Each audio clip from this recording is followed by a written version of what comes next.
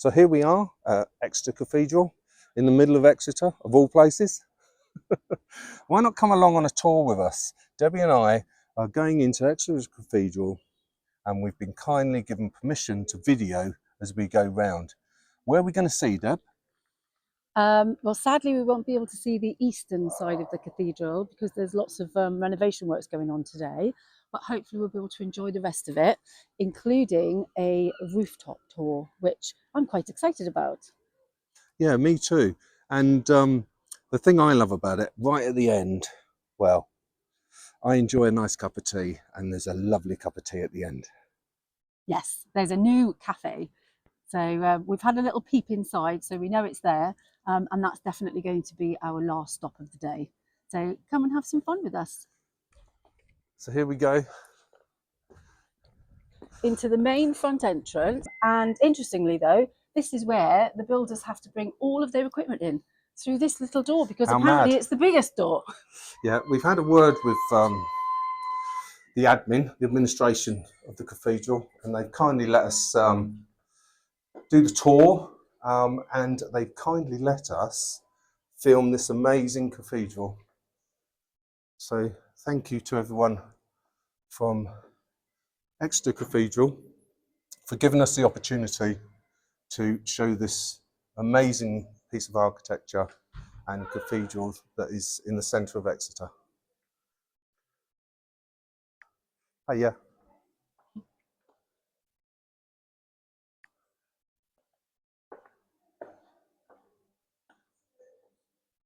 As you can see on the walls, there is such beautiful artwork.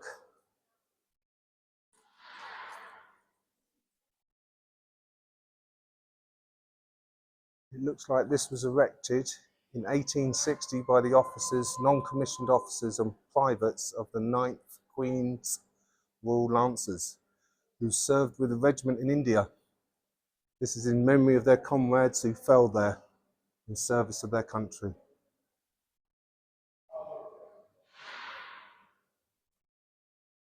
Before we go any deeper into the cathedral, I'd like to just go to the main gate step and take a view from one end to the other. How does that sound? Perfect.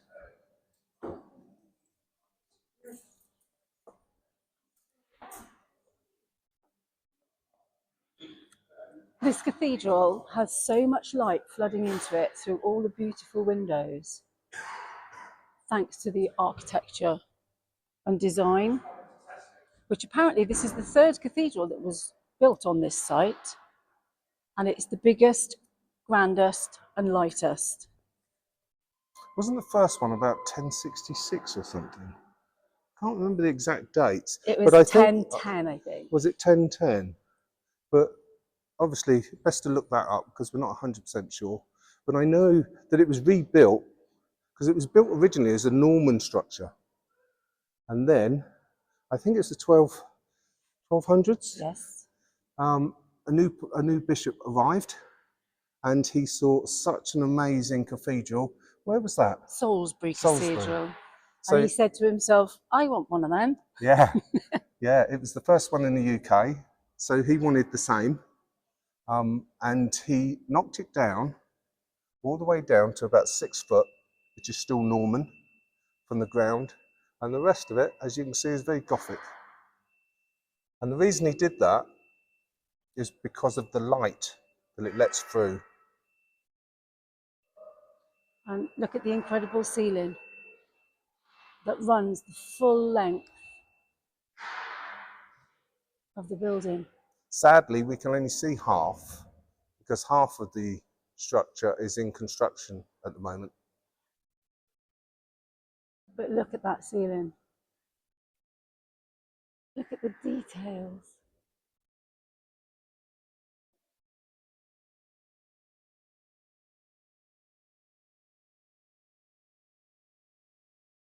I think it took them about 80, 90 years, didn't it? Yes, to build. And originally it had much larger pillars, but now it's got these still very large pillars, but smaller than the original. Yeah, I believe it was the volcanic rock that was basically in the Exeter area, and then lime, sandstone and marble on top.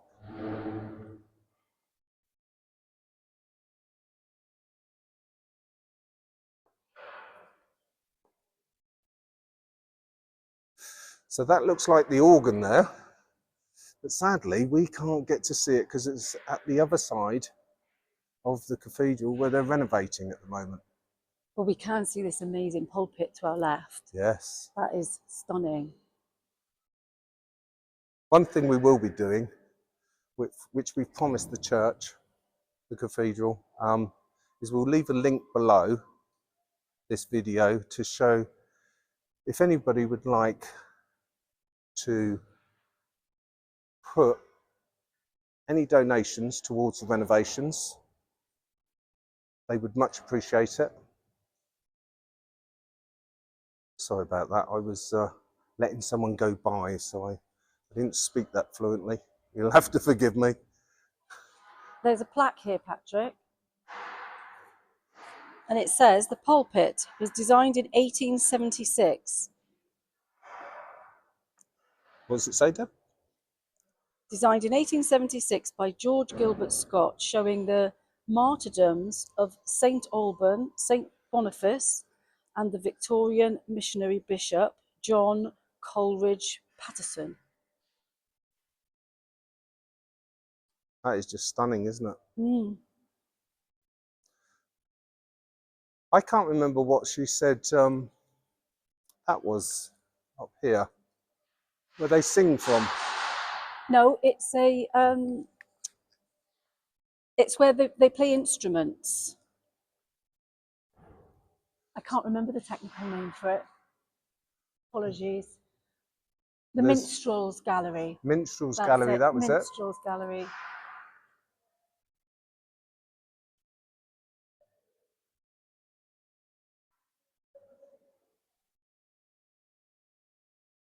This is obviously where service is held at the moment.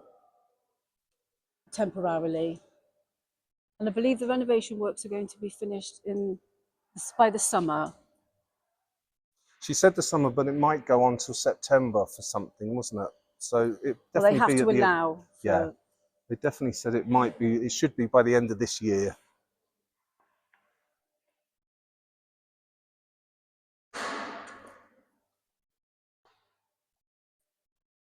Look at the lovely golden gates. I mean, it is amazing, isn't it? Look at that architecture. Absolutely stunning. And the organ. Wow, that's some organ. I think it's the biggest organ I've ever seen. And these are the chandeliers that they can hoist up or down. That's correct, yeah. Depending on what event is going on at the time, which is very clever.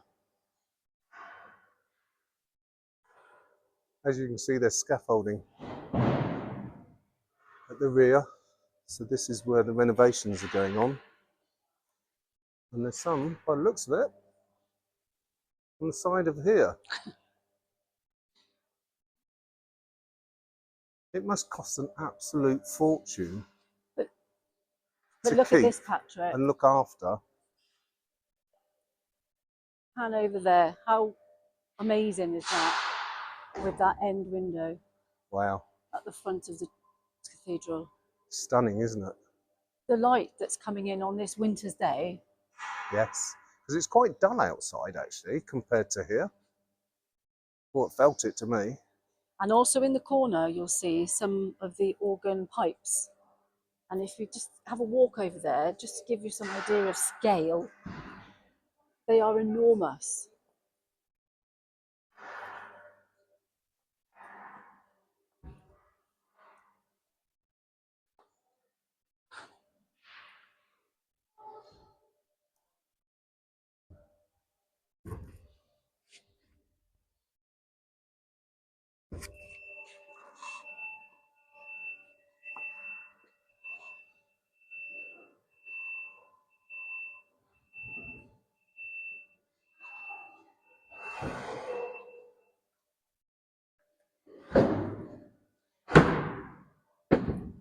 So who's this?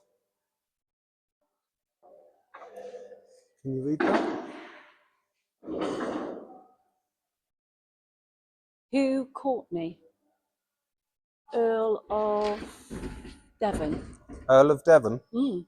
the second Earl of Devon, and his wife, the 14th C-E-N-T, Cent, whatever that means. She's obviously round the other side. Yeah. I'm really so because it's all up here. Yeah, they had a cherry picker in here. Cherry picker, what is it? Like a live on lift thing. You know, get the architect, the lady architect was doing survey, so she needed to get in here. So when the morning steward,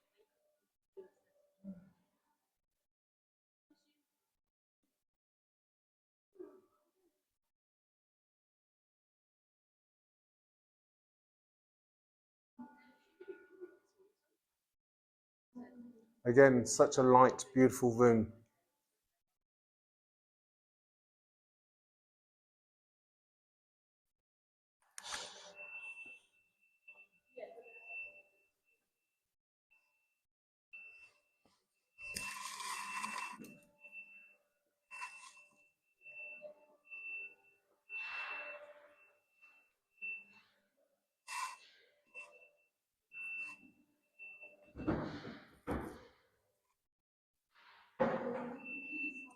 So there's the Earl's wife.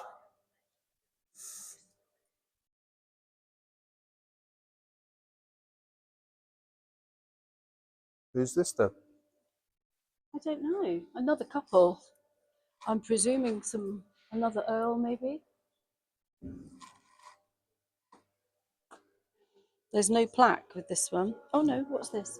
Yep. Here lie the mortal remains of Lieutenant Colonel John MacDonald, son of Captain Alan MacDonald of Kingsburgh, Isle of Skye, and the much distinguished Flora MacDonald, died 16th of August 1831 in the 72nd year of his age.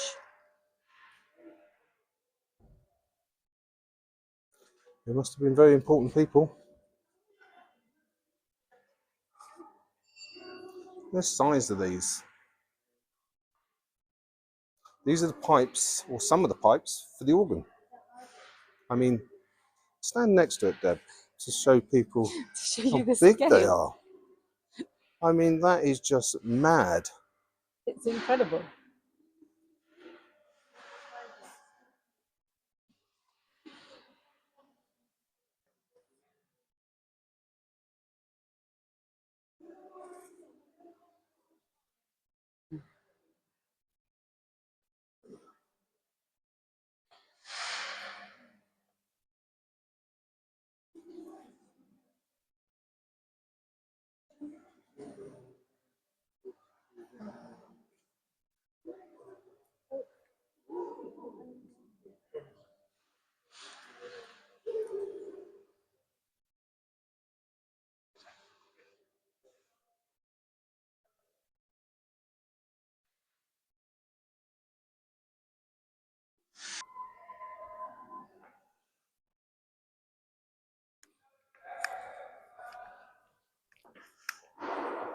Just about to go up into the roof.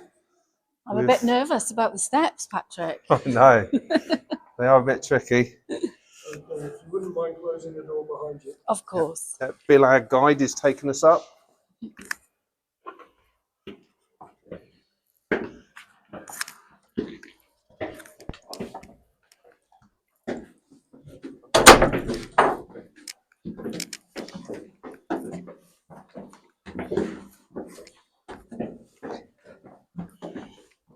Do you know how many steps there are, Bill? 114 in this staircase. Wow. Wow, 114.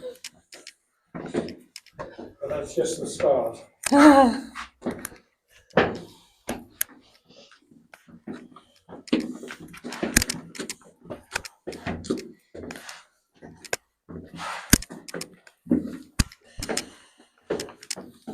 You have to be fit to come up here.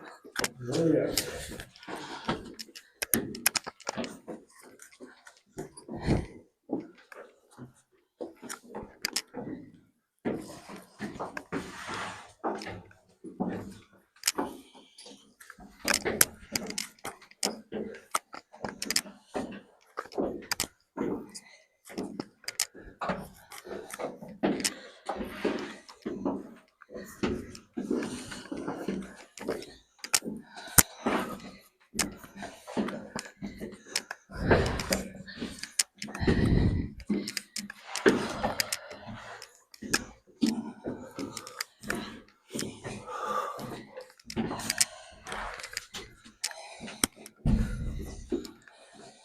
You know,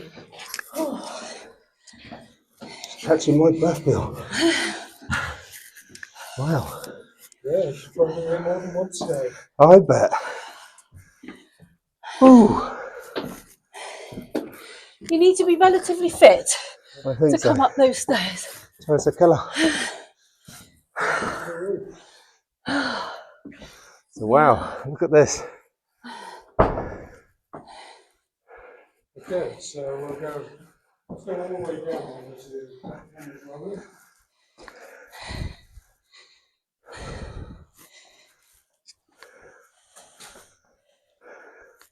Bill's obviously a lot fitter than us. We're panting.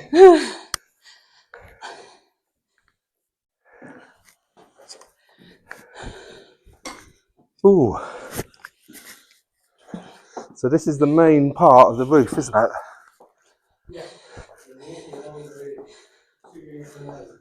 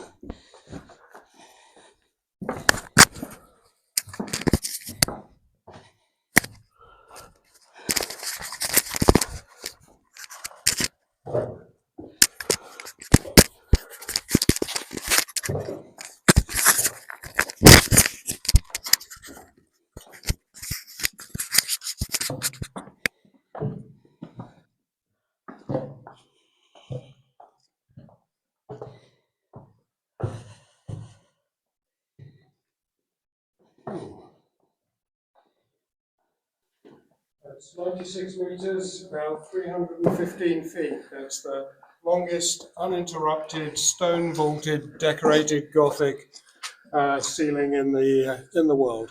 Wow.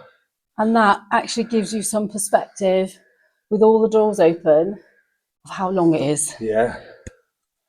And the steelwork, was that put in, was it 1932 you said? 1922, 1920s put in to stop the roof shifting forward. As you can see,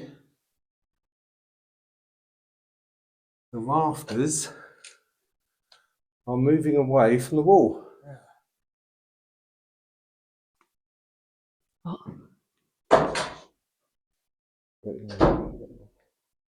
As you can see, this is the centre of the roof and how the rafters have moved over dramatically.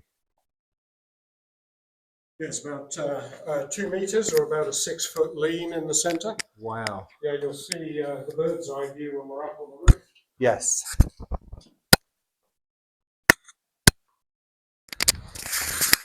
Okay, so we're just stepping back 100 years in time now. These towers were built between about 1120 and 1150.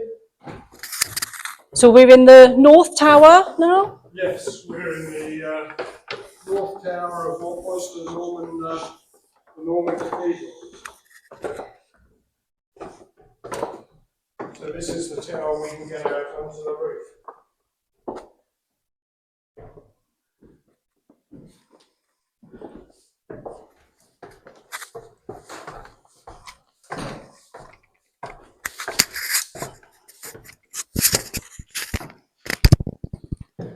Okay. Okay, this spiral staircase is about 100 years older than the other one we've just been on. A little narrower, and the steps are a little bit more uneven.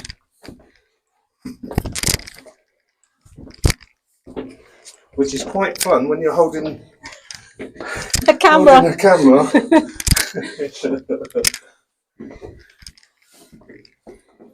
So hopefully, when you climb these steps, if you ever come to Exeter Cathedral, you won't have to film these steps as I'm doing.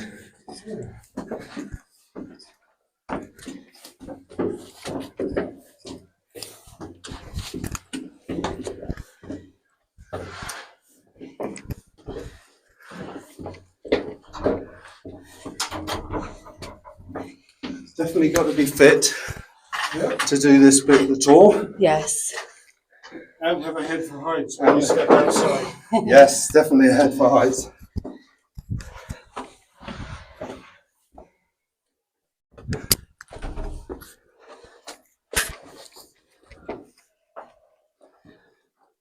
Wow.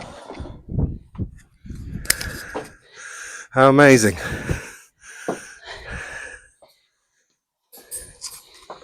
It's very high up. Builders have been here, and the oldest mark that Bill can point out to us is 1834 in the leadwork. Wow. Come and look over the edge. Wow, look at that.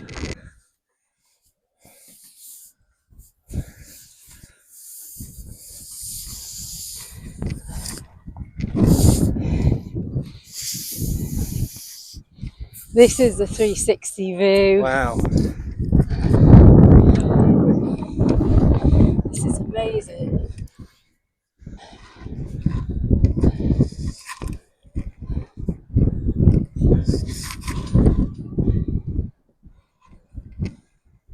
What a view.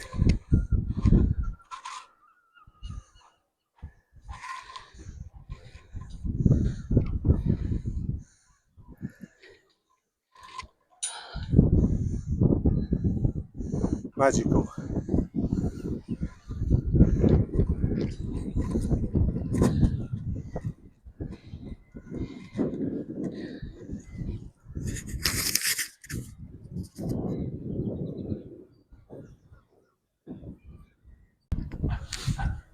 Okay, you're looking down from the west end now. This is the front of the cathedral. Down to your left, there are actually the Roman baths buried under the cobblestones down there.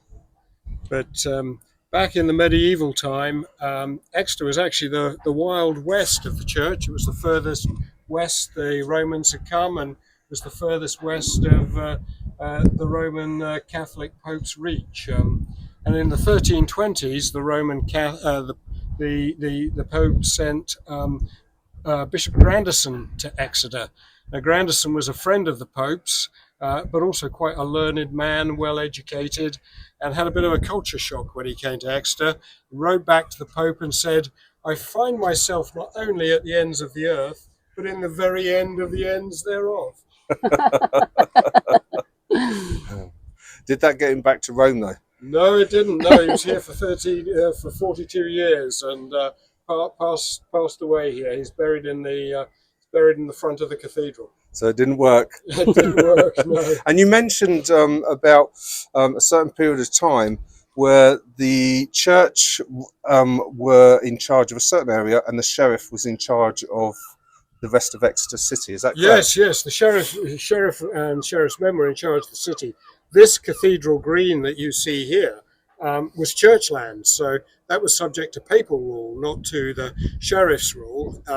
And people committing offences in town, if you'd had a few too many beers, wanted to try and leg it into the cathedral green and plead sanctuary. And quite often fights used to break out between the canons and the sheriff's men, such that eventually the town built walls and gates to seal off the cathedral green at night.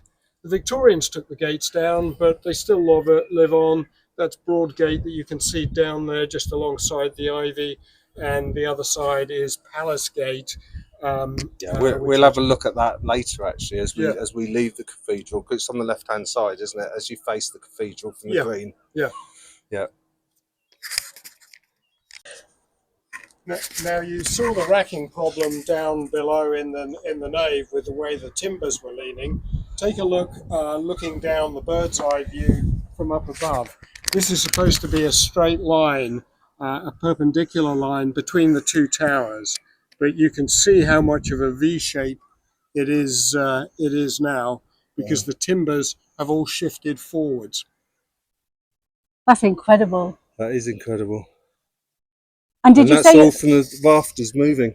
And Yeah. it's oak rafters. Yeah, oak rafters. yeah. And you said the oak rafters were probably from acorn to about 900 years old? Yes, if you think the cathedral's about 700 years old, and Yes. then the trees have to be about 200 years old just to get big enough for the beams that we use. Yes. That means the oak probably started life as an acorn about 900 years ago.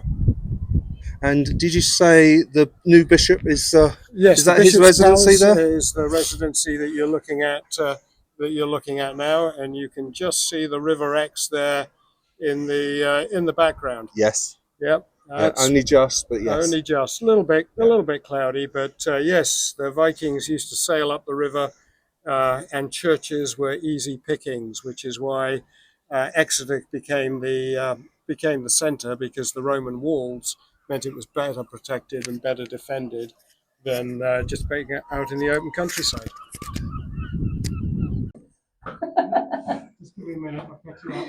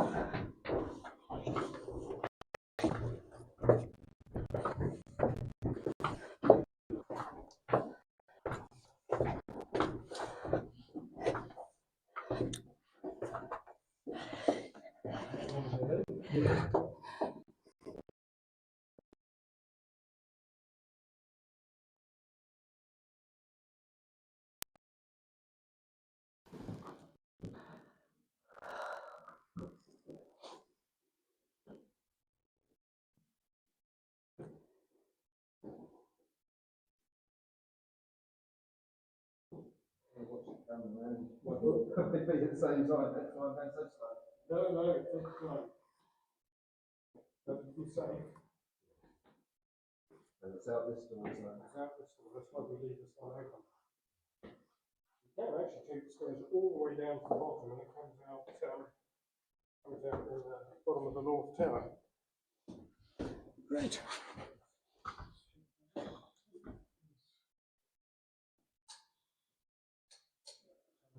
We're good.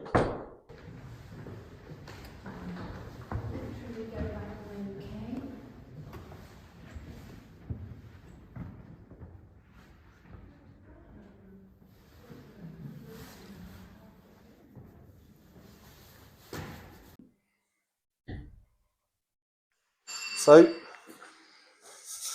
after our lovely tour, I think there's nothing else but to go to the gaff.